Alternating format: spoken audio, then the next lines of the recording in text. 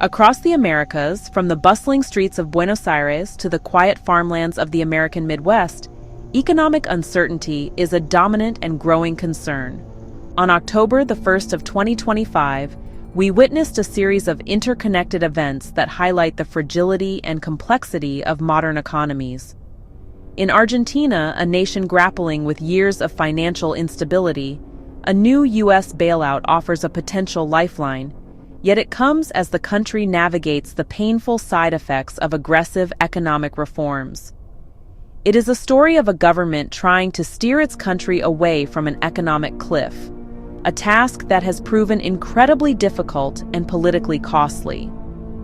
Simultaneously, within the United States, a different but equally pressing economic drama is unfolding on two separate fronts.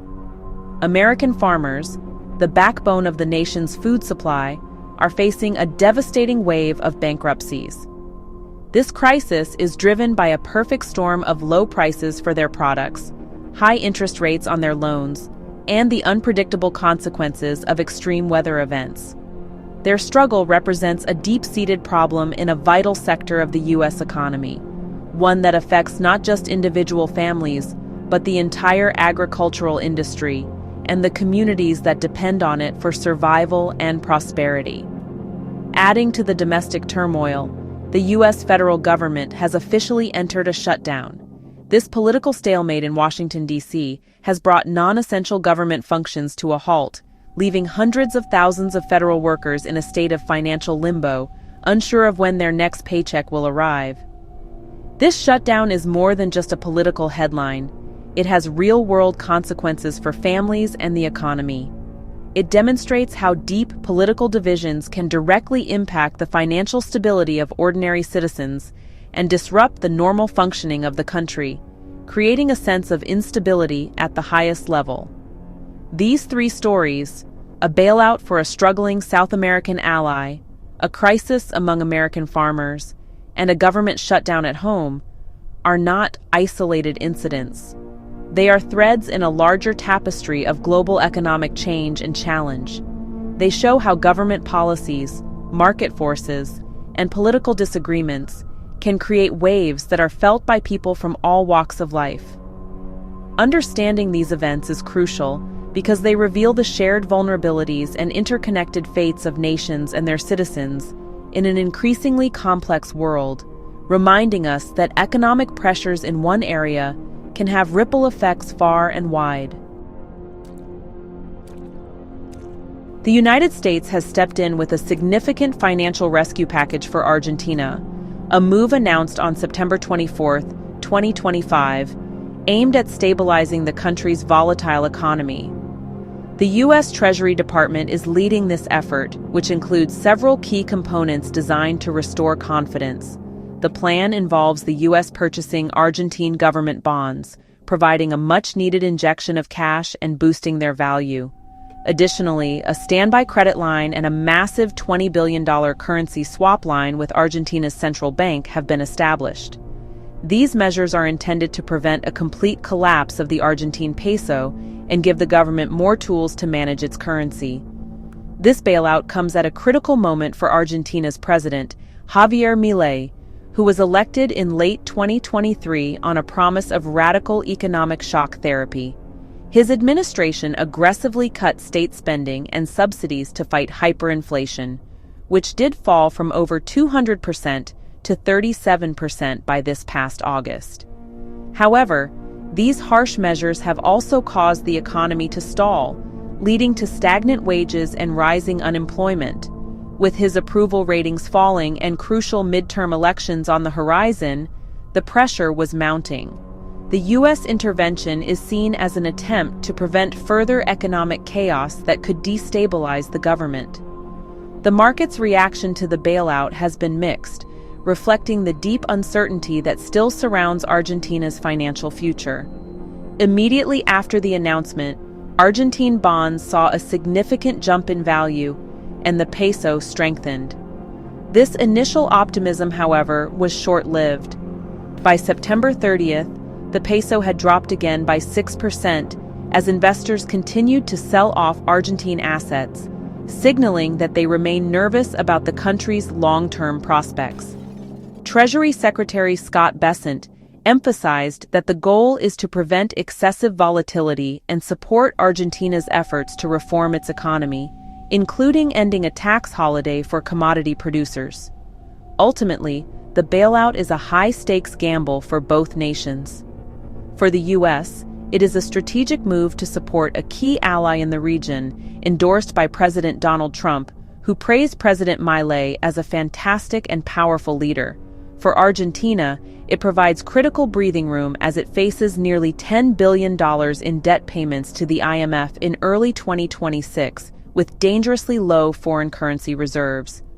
The success of this bailout will depend on whether President Milei's government can use this support to achieve lasting stability without causing more pain for its citizens, a challenge that remains immense. While the U.S. extends a helping hand abroad, many of its own farmers are sinking under the weight of a severe economic crisis. In September 2025 alone, an alarming 361 Chapter 12 bankruptcy cases were filed by American farmers, a legal protection designed specifically for family farms. This number is not just a statistic. It represents hundreds of families losing their livelihoods, and in many cases, generations of work and heritage. The distress is not evenly spread, with certain regions and agricultural sectors being hit particularly hard by the downturn, painting a grim picture of the state of American agriculture today. The American Midwest, often called the nation's breadbasket, has become the epicenter of this financial storm. The highest number of bankruptcy filings are coming from states like Wisconsin, Minnesota, Kansas, and Indiana. In these areas, dairy farmers and those who grow row crops like corn and soybeans are facing immense pressure. For years, they have been squeezed by failing commodity prices that often do not cover their production costs. This sustained period of low income has made it impossible for many to keep up with their loan payments or invest in their operations, pushing them toward financial collapse. The problems extend beyond the Midwest, affecting farmers in the South as well. Poultry and cotton farmers in southern states are also experiencing a high rate of bankruptcies, showing that this is a nationwide issue. The causes are multifaceted and complex. Beyond low prices, farmers are struggling with high interest rates, which make it more expensive to borrow money for seeds, fertilizer, and equipment. At the same time, the costs for these essential inputs have been rising. To make matters worse, extreme weather, from prolonged droughts to severe floods, has devastated crop yields, leaving farmers with little to sell. This convergence of negative factors has created a cycle of debt and despair that is difficult to escape. Many farmers have taken on huge loans to stay afloat, but with little prospect of higher prices or better growing conditions, they find themselves unable to pay them back. The rising tide of bankruptcies is a clear warning sign that a vital part of the U.S. economy is in deep trouble. It is a crisis that threatens not only the individual farmers and their families, but also the rural communities that rely on agriculture and the stability of the nation's food supply chain. As of October 1st, 2025, the United States federal government officially shut down. This has occurred because Congress failed to pass a crucial funding bill to keep government operations running.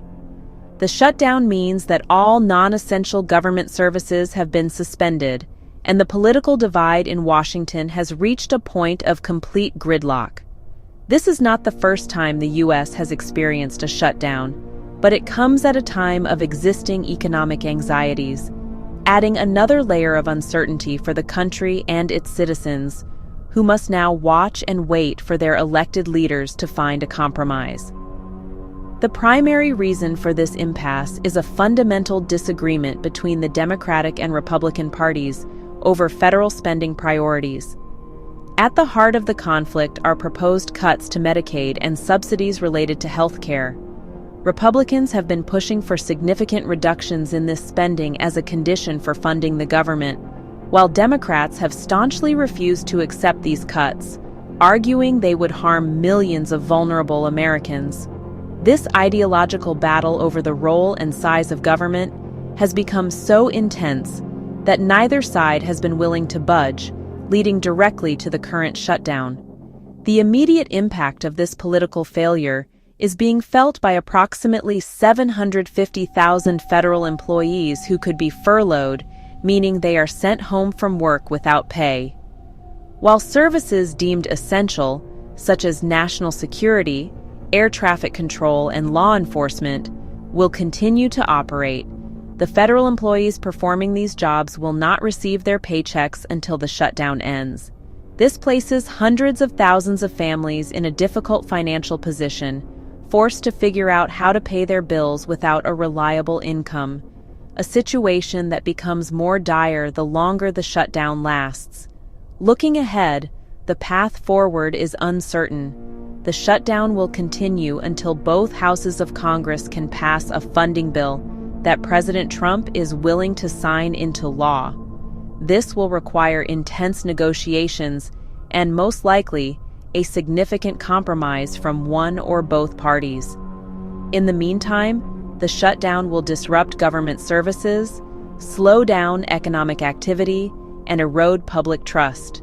This event, alongside the farmer crisis and the international bailout for Argentina, underscores a period of widespread economic and political strain, reminding everyone that the decisions made, or not made, in the halls of power have profound consequences for people everywhere.